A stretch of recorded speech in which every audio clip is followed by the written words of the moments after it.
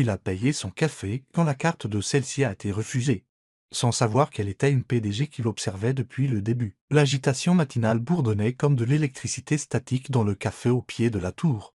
Donovan, les baristas criaient des noms, la vapeur sifflait de la machine à expresso. Et l'odeur des grains torréfiés flottait dans l'air comme une promesse. Rachel Donovan, 30 ans, PDG de l'Empire occupant le dernier étage de la tour, entra. Vêtue d'un chemisier blanc impeccable, d'une jupe crayon grise et avec une démarche pressée. Personne ne la remarqua, ni en tant que PDG, ni comme autre chose qu'une professionnelle de plus en quête de caféine. Elle s'approcha du comptoir, tapotant sur son téléphone tout en jonglant avec sa tablette et un dossier coincé sous son bras. Un grand latte avec un shot supplémentaire, s'il vous plaît, dit-elle. Sa voix polie mais distraite. Ce sera 5,85 $, répondit joyeusement le barista. Rachel leva sa carte, la serra. Le lecteur clignota. Refusé. Elle fronça les sourcils. Essayant à nouveau. Toujours refusé. Attendez, dit-elle en plongeant la main dans sa sacoche en cuir, fouillant la poche latérale. Puis le centre. Rien. Son portefeuille n'était pas là.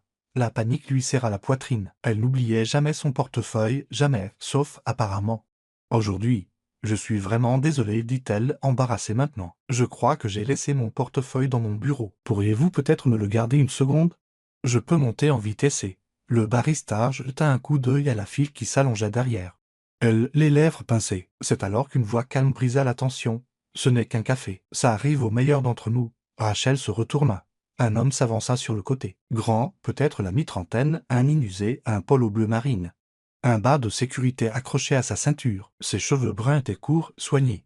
Son visage calme, son bas nominatif indiquait Caleb avant qu'elle ne puisse protester. Il leva son téléphone et scanna le lecteur sans contact. Le paiement passa avec un doux carillon. Le barista se détendit. Merci. Monsieur. Caleb fit un petit signe de tête et se tourna vers Rachel. Tenez, dit-il en lui tendant le latte. Ce n'est pas grand-chose. Elle le prit. Stupéfaite. Attendez, vous n'êtes pas obligé de... Je sais. Il haussa les épaules. Mais si c'était moi, vous feriez la même chose. Il y avait quelque chose de désarmant dans son ton. Pas de pitié. Pas de mise en scène. Juste de la gentillesse, directe et silencieuse. Rachel sourit légèrement. Quand même, merci. Je vous rembourserai. L'interrompit Caleb avec un petit sourire. Pas la peine. Alors qu'elle ajustait son sac. La tasse chaude pencha et quelques gouttes éclaboussèrent son chemisier. Elle grimaça. Bien sûr, parfait. Sans un mot, Caleb sortit de sa poche arrière une serviette propre. Il s'approcha, pas trop près, et tamponna doucement la tache près de sa clavicule. Son geste était respectueux, précis, comme celui de quelqu'un qui connaît exactement la limite. Voilà, dit-il, c'est presque parti. Rachel leva les yeux vers lui. Il était déjà en train de se détourner. Attendez, quel est votre nom? Il s'arrêta. Jeta un coup d'œil par-dessus son épaule. Caleb. Et puis il s'éloigna, disparaissant par la sortie près de la baie des ascenseurs. Rachel resta immobile, serrant sa tasse, la serviette toujours à la main. Autour d'elle, la file se remit à bouger. On criait des commandes, on versait de l'expresso. Mais quelque chose avait changé.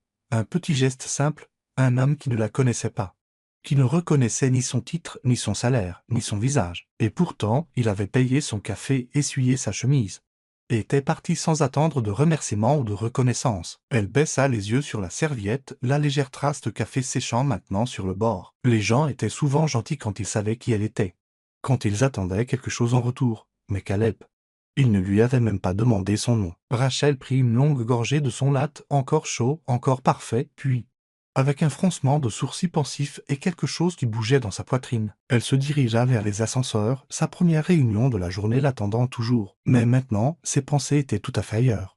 Avec un homme nommé Caleb et un café qu'elle n'oublierait jamais. La salle de conférence du 26e étage était vitrée et silencieuse, avec pour seul bruit le doux ronronnement d'une machine à café dans le coin et le tapotement rythmé des touches de clavier. Rachel était assise en bout de la longue table en acajou, les manches retroussées. Une pile de CV imprimés devant elle. C'était sa décision personnelle d'examiner la liste finale pour la nouvelle initiative technologique régionale. Une chose pour laquelle elle s'était battue après des années à trop compter sur les filtres des départements et des logiciels impersonnels.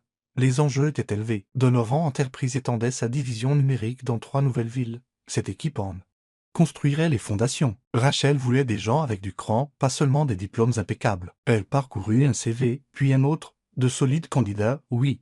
Mais quelque chose dans l'uniformité la rendait agitée. Trop de lignes parfaites. Trop de mots à la mode. Elle attrapa le dossier suivant, puis s'arrêta. Le long rond de la page la glaça. Caleb Morgan. Ses yeux se plissèrent, elle se souvenait de ce nom. Elle venait de le lire. Non pas dans la pile des acceptés, mais dans la colonne des rejets. Elle plongea la main dans la pile des rejets et fouilla jusqu'à ce qu'elle le trouve. Son CV avait été marqué à l'encre rouge, interruption de carrière, explication incomplète, rejeté. Mais maintenant, en le revoyant, elle lut plus attentivement. Ancien ingénieur système senior, Albert Technologies. Son cœur se serra légèrement. Albert n'était pas une petite entreprise, prestigieuse, sélective. Elle continua sa lecture. 8 ans d'expérience, plusieurs promotions internes, puis un arrêt brutal, un vide de 3 ans. Aucune explication autre qu'un vague congé personnel. Rachel se pencha en arrière dans son fauteuil, tapotant un stylo contre son genou. Le Caleb qu'elle avait rencontré au café, calme, stable, chaleureux, n'avait pas l'air d'un homme incapable de garder un emploi. Il avait l'air de quelqu'un qui avait choisi la quiétude plutôt que le chaos. Elle se leva, traversa la pièce et afficha la candidature numérique sur le portail de l'entreprise. Attachée à la candidature se trouvait une petite note dans la section des commentaires supplémentaires. Elle disait simplement « Je cherche à réintégrer le monde de la tech à mon propre rythme. Je ne cherche pas la pitié, juste un but. » La gorge de Rachel se serra. Ses doigts hésitèrent sur le clavier. Puis se mirent à taper rapidement, cherchant dans les archives internes sur LinkedIn. Les données publiques. Et c'était là. Un article d'il y a 4 ans enfoui dans les archives des nouvelles locales. Un cadre de la tech perd sa famille dans un tragique accident d'autoroute. Quitte l'entreprise quelques semaines plus tard. Elle n'eut pas besoin de lire l'article en entier. La photo en disait assez. Caleb, plus jeune mais reconnaissable, debout devant un mémorial avec une seule rose blanche à la main. Rachel se renversa en arrière. Le souffle court, elle n'était pas du genre à être facilement ébranlée. Mais quelque chose dans le silence de son CV, dans sa dignité, la toucha. Elle regarda de nouveau la page imprimée. C'était comme tenir la pointe d'un iceberg, et quelqu'un aux RH, avait regardé cet espace vide et y avait vu un défaut. Elle y voyait un combat. Rachel prit un stylo et barra la ligne rouge, puis à côté de son nom. Elle écrivit à l'encre noire et grasse examen prioritaire, entretien direct avec la PDG. Quand son assistante revint avec du café, Rachel ne leva pas les yeux. « Emily, dit-elle d'une voix égale, je veux que vous sortiez toutes les notes des RH sur celui-ci, Caleb Morgan, et que vous organisiez un entretien individuel, pas de rugie, juste lui et moi. » Emily cligna des yeux. « C'est l'un des candidats rejetés ? Plus maintenant. » dit Rachel sans lever les yeux. 2 heures plus tard, de retour dans son bureau. Rachel ferma la porte et fixa la ville en contrebas à travers les baies vitrées. Le soleil commençait à percer la brume matinale. Les gens dans la rue ressemblaient à des figurines se précipitant vers des objectifs inconnus. Elle repensa aux paroles de Caleb, douces et simples. « Si c'était moi, vous feriez la même chose. » Mais l'aurait-elle fait, l'avait-elle déjà fait? Combien de personnes avait-elle ignoré parce qu'elle ne rentrait pas parfaitement dans les 15? Elle se souvint de la façon dont il s'était reculé après avoir payé, lui laissant de l'espace. La façon dont il avait tamponné le café de sa blouse avec un soin tranquille, sans jamais rendre la situation gênante. La façon dont il était parti comme s'il n'attendait rien. Pas même un merci. Et maintenant, il était de nouveau là, non pas dans le bâtiment par hasard, mais sur une liste qu'elle n'avait jamais regardée jusqu'à aujourd'hui. Un homme qui avait autrefois dirigé des équipes de 50 plus seniors, qui avait tout perdu. Et au lieu de s'effondrer, avait choisi de se reconstruire avec les outils qui lui restaient. La dignité, le silence et un travail qui le laissait respirer. Rachel regarda son agenda et entoura le prochain jeudi après-midi en rouge. En dessous, elle écrivit « Entretien Caleb Morgan ». Le lire, lui, pas le CV. Le soleil de fin d'après-midi filtrait à travers les hautes fenêtres du bureau d'angle de Rachel. De devant, jetant une lueur dorée sur la table en verre où 2 tasses de café étaient posées, l'une intacte, l'autre refroidissant. Caleb Morgan se tenait près de la porte, ne sachant que faire de ses mains. Il semblait légèrement déplacé dans la pièce moderne et élégante. Son uniforme de sécurité propre mais simple, sa posture polie mais sur la défensive. Rachel lui désigna le siège en face d'elle. « Je vous en prie. Asseyez-vous. » Il obéit tranquillement, mais ses yeux sondaient les siens, calmes et alertes, comme un homme habitué à l'incertitude. « J'imagine que vous vous demandez pourquoi je vous ai demandé de venir, » commença Rachel. Joignant légèrement ses mains sur la table, Caleb esquissa un petit sourire. « Vous voulez dire, en dehors de l'évident incident du café ?»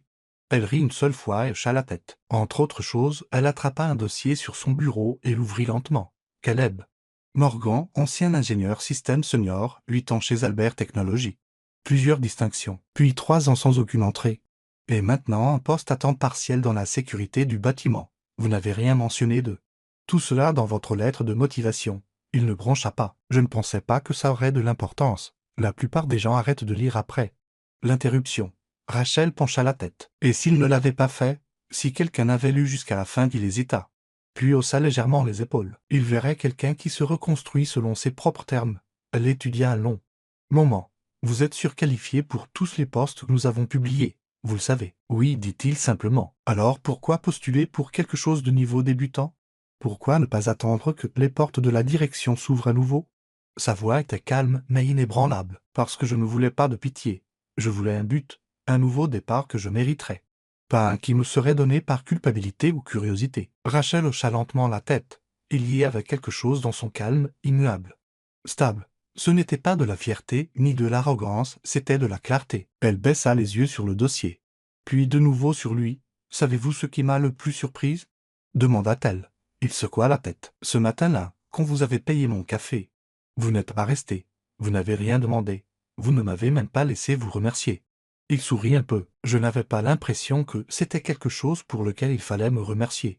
Mais si, dit-elle doucement, pas seulement pour le café, mais pour la façon dont vous l'avez fait. Vous m'avez vu, juste une personne, dans un moment de besoin, pas une PDG, pas une étrangère à impressionner. Caleb ne dit rien, mais son expression s'adoucit. Rachel sortit de son tiroir une épaisse enveloppe. Elle la fit glisser sur la table. Ce n'est pas à cause du café, dit-elle, et ce n'est pas par obligation. Il prit l'enveloppe et l'ouvrit. À l'intérieur se trouvait une lettre d'offre officielle, non pas pour un poste junior, mais pour celui de consultant principal en système sur le nouveau projet d'infrastructure numérique, l'une des entreprises les plus ambitieuses de la société depuis des années. J'ai lu votre dossier, continua Rachel, sa voix basse. Mais plus important encore. J'ai écouté et j'ai vu ce que la plupart des gens n'ont pas vu. Caleb la regarda. Les yeux fixes, mais il y avait quelque chose de fragile en eux maintenant. Comme le poids d'être vu après un long moment dans l'ombre. Je ne fais pas ça parce que je vous dois quelque chose, dit-elle. Je fais ça parce que j'ai besoin de quelqu'un comme vous. Un long silence passa. Finalement, Caleb hocha la tête une fois, puis reposa l'enveloppe sur la table. J'accepte, dit-il, mais à une condition. Rachel haussa un sourcil. Et laquelle? Il sourit doucement. Vous me laissez payer le prochain café. Elle rit. Marché conclu. L'ascenseur sonna doucement alors que Caleb sortait au 22e étage de la tour Donovan. La division exécutive et stratégique. L'étage ne ressemblait en rien au rôle où il s'était tenu des mois auparavant en tant qu'agent de sécurité à temps partiel. Ici, l'éclairage était plus chaud, l'air subtilement parfumé de cèdre et de citron, et les murs étaient tapissés d'écrans numériques élégants affichant des flux de données en temps réel et des tableaux de bord de projet. Son bas d'identification indiquait désormais commission de la stratégie technique. Il était consultant. Il le toucha distraitement, pas encore tout à fait habitué au titre. Dès qu'il entra dans le open space, il sentit les regards, certains curieux, d'autres prudents, quelques-uns clairement sceptiques. Il l'entendit près de la machine à café plus tard ce matin-là. Deux jeunes analystes chuchotant juste assez fort. C'est lui, le type l'agent de sécurité? J'ai entendu dire que la PDG l'avait embauché personnellement. Ouais, murmura l'autre. Il est passé d'ouvrir des portes à diriger des projets. Il a dû lui faire un sacré bon café. Caleb ne broncha pas. Il avait connu pire, mais ça piquait quand même. Ses premières réunions furent calmes. Il était respectueux, observateur. Parlant peu sauf si on le lui demandait, mais dans le silence, il apprenait. Sur les systèmes, les lacunes. Les inefficacités que personne n'avait abordées. Non pas parce qu'il ne s'en souciait pas, mais parce qu'il ne les voyait pas comme lui. Ce soir-là, alors qu'il remballait ses affaires pour partir, un mail apparut dans sa boîte de réception. Sujet, au cas où, de Rachel Donovan. En pièce jointe se trouvait un lien privé vers le plan de l'architecture interne de l'entreprise. Et un laissez-passer confidentiel pour les derniers journaux de révision de l'infrastructure. Pas de notes, pas de commentaires. Juste ce dont il avait besoin. Caleb sourit tranquillement. Chaque jour suivant, il arrivait tôt, partait tard. Il posait des questions. Parfois à personne en particulier. Il examinait des lignes de code et des plans de système avec la précision de quelqu'un qui les avait construits de l'intérieur, lentement, un par un. Les membres de l'équipe commencèrent à l'écouter. Et Rachel? Elle ne le surveillait pas. Elle ne s'asseyait jamais à ses réunions ni ne micro-gérait son travail, mais de temps en temps, il trouvait de petits gestes. Un tableau blanc supplémentaire installé à côté de son bureau. Une nouvelle licence de modèle de données ajoutée à son compte. Elle regardait, tranquillement, de la même manière qu'il l'avait autrefois regardé, de derrière l'entrée d'un bâtiment, tenant les portes ouvertes tout en retenant son propre passé. Le tournant eut lieu durant la 3e semaine. C'était une session de bilan du lundi matin. La salle était Stratège, chef de projet, responsables informatiques. Caleb se tenait devant l'écran, vêtu d'un blasé marine sur une simple chemise. Sans cravate, il se racla la gorge une fois. J'ai examiné notre infrastructure numérique actuelle, dit-il en affichant un schéma. Et j'ai trouvé 3 redondances dans les canaux de synchronisation des données qui nous coûtent environ 420 000 $ par an. Quelques têtes se levèrent. Il cliqua à nouveau, avec une stratégie de consolidation en couche et une mise en cache intelligente. Il désigna le modèle, nous pourrions réduire cela de 85% en 6 mois. Le silence suivit, puis des murmures, puis des questions, des vraies, techniques, pointues.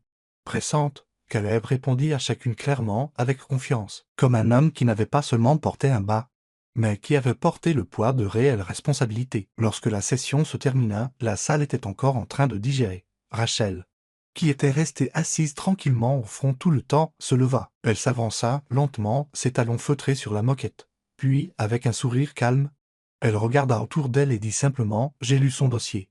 J'ai lu entre les lignes. Et aujourd'hui, il vient de lire la salle. » Elle se tourna vers Caleb. Ses yeux chaleureux avaient quelque chose de plus que de l'approbation. J'ai fait le bon choix. Les applaudissements commencèrent, pas tonitruants, mais sincères. Caleb ne sourit pas. Pas tout de suite. Il se contenta de hocher la tête et de ranger tranquillement ses notes. Mais à l'intérieur, quelque chose changea. L'étage ne semblait plus si haut, et pour la première fois depuis longtemps. Il n'avait pas l'impression d'emprunter de l'espace. Il construisait quelque chose qui lui appartenait. L'horloge murale indiquait 21h45. La majeure partie de la tour Donovan était plongée dans l'obscurité. Les lumières de la ville à l'extérieur projetaient de longues réflexions contre les hautes fenêtres mais au 22e étage, 2 lumières brûlaient encore, une dans le bureau de Rachel et l'autre au coin où travaillait Caleb. Son écran brillant de lignes de code en cascade. Rachel fixait le même rapport financier depuis 20 minutes. Ses tempes la lançaient. Son blasé était accroché au dossier de sa chaise, ses talons jetés sous son bureau, ses cheveux, habituellement impeccables, s'échappaient de son chignon. La journée avait été brutale. Une coupe budgétaire inattendue dans une filiale, un appel tendu avec des investisseurs, et 3 réunions consécutives qui ne laissaient aucune place pour respirer. Elle remarqua à peine Caleb quitter son siège, jusqu'à ce qu'elle entende le coup discret sur sa porte vitrée. En levant les yeux, elle ne vit personne, mais sur le bord de son bureau se trouvait une tasse en céramique blanche. De la vapeur s'enroulant doucement de la surface. Camomille, sa préférée. À côté, une petite note pliée, écrite d'une écriture ferme et posée. Vous avez l'air fatigué. Le monde peut attendre. Elle la fixa un long moment. Quelque chose se serra dans sa poitrine. Personne ne lui avait dit une chose pareille depuis des années. Tout le monde supposait qu'elle pouvait tout gérer, parce qu'elle l'avait toujours fait, parce qu'elle ne montrait jamais de faille, parce que lorsque vous êtes le patron, la gentillesse est souvent échangée contre des attentes. Rachel se pencha en arrière dans son fauteuil, ses mains berçant la tasse chaude. Elle regarda vers le bout de l'étage. Mais la lumière de Caleb était maintenant éteinte. Il était parti sans un mot. Elle aurait dû s'y attendre. Le lendemain matin apporta une tempête, non pas météorologique, mais de chaos d'entreprise. Une note de service interne divulguée avait semé la confusion parmi les équipes régionales. Les médias s'en emparèrent. Il y eut des spéculations, de la panique, et lors de la réunion d'urgence qui suivit, Rachel se retrouva au centre d'un peloton d'exécution. Comment cela a-t-il pu se produire sous votre direction? Nous aurions dû avoir de meilleurs contrôles. La direction est-elle seulement alignée? Les questions fusaient, pointues, voilées d'un ton professionnel, mais chargées d'accusation. Rachel était assise en bout de table, le dos droit, la mâchoire serrée, absorbant chaque mot sans broncher, mais ses jointures blanchirent autour du stylo dans sa main. Puis Caleb parla. Il n'avait pas prévu de le faire. Mais quelque chose dans la façon dont les yeux de Rachel avaient vacillé une seule fois, à peine visible, le fit réagir. Avec tout mon respect, dit-il. Sa voix calme et claire, si nous devons remettre en question la direction. Soyons précis. Rachel n'est pas à l'origine de la fuite. Elle n'est pas le goulot d'étranglement. Et elle n'est certainement pas celle qui n'a pas signalé le protocole de communication obsolète. Ça, c'est mon équipe. Et j'en assume la responsabilité. Silence. Caleb continua. Mais pendant que vous pointez du doigt, elle a été dans ce bureau à minuit pour nettoyer les dégâts. Alors, à moins que quelqu'un ici n'ait fait plus d'heures qu'elle cette semaine, je suggère que nous nous concentrions sur la résolution du problème, pas sur le blâme. Un temps. Puis Rachel parla, sa voix stable, mais plus douce que d'habitude. Merci, Caleb. La réunion se poursuivit, moins hostile maintenant, plus concentrée, quand elle se termina. Rachel resta en arrière, empilant des papiers en silence. Caleb se tenait près de la porte, attendant. Quand elle leva enfin les yeux, son expression avait changé. Moins sur la défensive, plus chaleureuse. Pourquoi avez-vous fait ça? Demanda-t-elle, doucement. Parce que vous étiez seul, dit-il simplement. Et je sais ce que ça fait. Elle croisa les bras, non pas en défense, mais dans quelque chose de plus proche de la vulnérabilité. Vous croyez vraiment que ça suffit? Juste être présent? Caleb hocha la tête. C'est là que tout commence, pour la première fois. Rachel n'eut pas de réponse sanglante. Elle le regarda vraiment et réalisa que, d'une manière ou d'une autre, dans ce tourbillon de guerre d'entreprise, il avait trouvé un moyen de l'atteindre. Non par le pouvoir, non par la stratégie, mais par la quiétude, par le regard. Plus tard dans la nuit, elle se retrouva à relire la note qu'il avait laissée. Vous avez l'air fatigué. Le monde peut attendre. Et pour la première fois, peut-être qu'il le pouvait. La grande salle de bal du gala des 10 ans de Donovan Corp brillait sous des lustres de cristal. La salle était remplie de dirigeants, d'investisseurs, de médias et de collègues souriants. Des tous surportés à une décennie d'innovation et d'expansion, un quatuor à cordes jouait. Doucement près de l'estrade, l'atmosphère était polissée, festive, mais Rachel Donovan ressentait un étrange mélange de fierté et d'épuisement. Elle avait organisé chaque détail, pourtant cette nuit semblait réelle. Elle portait une longue robe bleue nuit. Le profond décolleté dans le dos révélait juste un peu de peau, et le tissu chatoyait lorsqu'elle se déplaçait sous les lumières chaudes. Ses cheveux blonds tombaient en vagues lâches et son maquillage était posé, confiant, élégant. Mais elle portait le poids de la soirée sur ses épaules. Caleb Morgan se tenait près des portes de service, observant. Il portait un smoking classique, sans accessoires extravagants, son bouton de manchette tape à l'œil, juste propre, sobre, authentique. Il était arrivé tôt pour aider Rachel avec les détails du gala, s'assurant que l'éclairage de la scène était doux, vérifiant les microphones et regroupant discrètement le personnel. Il s'était éclipsé pour se changer, mais son esprit était toujours avec elle. Plus tôt dans la soirée, il l'avait remarqué frissonner alors qu'elle accueillait les invités près de la fenêtre nord, à cause des courants d'air du balcon vert, avec un timing discret. Il avait déposé une douce étole en cachemire bleu marine sur ses épaules avant qu'elle ne le voie. Ses doigts avaient brièvement effleuré les siens alors qu'il arrangeait les plis. Elle l'avait senti, même alors, maintenant. Alors que la présentation finale se terminait et que le quatuor finissait sur un accord prolongé. La foule se dirigea vers la salle à manger. Les verres tintaient, les rires fusaient. Rachel souriait, remerciait les gens, acceptait les compliments. Mais ses pensées étaient ailleurs. Un silence se fit, le feu d'artifice était prévu, ouvrant les portes de la terrasse sud-ouest.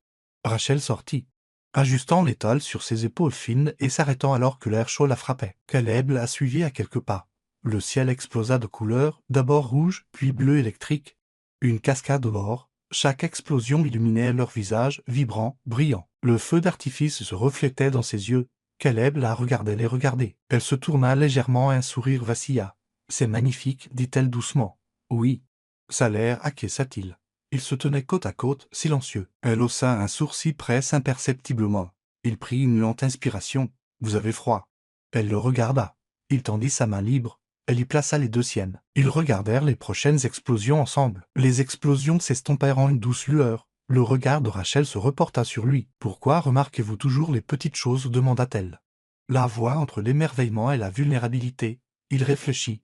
Le feu d'artifice se termina. L'air nocturne était doux. Il dit tranquillement « parce que je sais ce que c'est quand personne ne les remarque ». Son cœur manqua un battement. Cette phrase atterrit comme une confession. Elle baissa les yeux sur leurs mains jointes. Sa paume était chaude, stable. Son pouce caressait ses doigts. Elle regarda de nouveau le ciel, puis de nouveau lui. « Merci », murmura-t-elle et serra doucement. Toujours, ils restèrent ainsi, se tenant la main sans encore se toucher les lèvres, mais connectés. Deux personnes dont les mondes avaient lentement fusionné au-delà des rôles et des CV. Derrière eux, des applaudissements s'élevèrent dans la salle de bal, accueillant les invités à l'intérieur. Ils s'attardèrent quelques instants de plus, car aucun ne voulait se précipiter pour retourner aux banalités. Maintenant venait le véritable crescendo, non pas du feu d'artifice, mais de la vérité. « Rachel ?» commença Caleb, sa voix basse. Elle leva les yeux vers son profil éclairé par la lumière des étoiles. « Je ne peux pas promettre que ce sera toujours parfait, dit-il, mais je promets que je continuerai à remarquer. » Elle se pencha. L'étole tomba, révélant davantage son épaule. Mais elle frissonna moins qu'avant. Leurs yeux se rencontrèrent, aucun mot n'était nécessaire. Puis il s'approcha, lui releva doucement le menton. Le bureau était plus calme que d'habitude. Il était plus de 19 heures. Et la plupart de l'étage était sombre à l'exception d'un box d'angle, où l'on entendait encore le doux tapotement d'un clavier. Caleb passait par là pour récupérer un dossier qu'il avait oublié. Mais quelque chose dans le calme le fit s'arrêter. À l'intérieur du box se trouvait Mia. l'un des plus jeunes membres de l'équipe d'analyse. Son visage était pâle. Ses yeux rouges de larmes qu'elle pensait inaperçus. Caleb s'appuya doucement contre le bord du box et parla doucement. Savatel sursauta, s'essuyant rapidement les joues. Oui, oui, ce n'est rien. Caleb n'insista pas. Il s'assit sur la chaise en face d'elle et attendit simplement. Après quelques instants, elle dit tranquillement, j'ai raté un rapport. Gravement. Ça va affecter la présentation client de la semaine prochaine. Je ne sais pas si j'ai ma place ici. Caleb hocha lentement la tête. Vous pensez que le reste d'entre nous ne fait jamais d'erreur?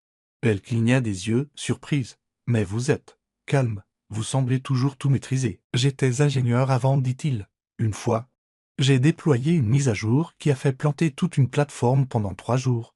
Je pensais que je n'aurais jamais une autre chance. Que s'est-il passé? Il sourit légèrement. Quelqu'un s'était assis en face de moi et a dit, tu as le droit d'échouer. Tu n'as pas le droit d'abandonner. Alors je n'ai pas abandonné. Mia expira. Une partie de la tension dans ses épaules se relâcha. Refaites le rapport, ajouta-t-il. Si vous voulez, je le vérifierai avec vous. Vous n'êtes pas seul là-dedans. De l'autre côté de la paroi vitrée, Rachel marchait dans le couloir et s'arrêta. Elle vit la scène. La présence patiente de Caleb, la façon dont la posture de Mia passa de la défaite à la stabilité. Ce n'était pas grandiose, mais c'était du leadership. Silencieux, humain, réel. Plus tard, alors qu'ils sortaient du bâtiment ensemble, Rachel dit finalement, vous me faites repenser ma façon de diriger. Il la regarda. Elle continua. Pendant tout ce temps, je pensais que le leadership consistait à être en avance sur tout le monde. Mais peut-être que c'est plus de marcher aux côtés des autres. Caleb sourit, les mains dans les poches de son manteau. Le leadership ne commence pas avec le pouvoir. Il commence avec la présence. Ils atteignirent le trottoir. Sa voiture était toujours au garage et il lui proposa à nouveau de la raccompagner. Elle accepta. Dans la voiture, les lumières de la ville défilaient. Rachel pencha la tête en arrière contre le siège, laissant échapper un soupir silencieux. « Vous avez raison, » dit-elle. « Pas besoin de dire grand-chose pour changer quelque chose pour quelqu'un. » Il la regarda. « Vous non plus. » Elle se tourna vers lui.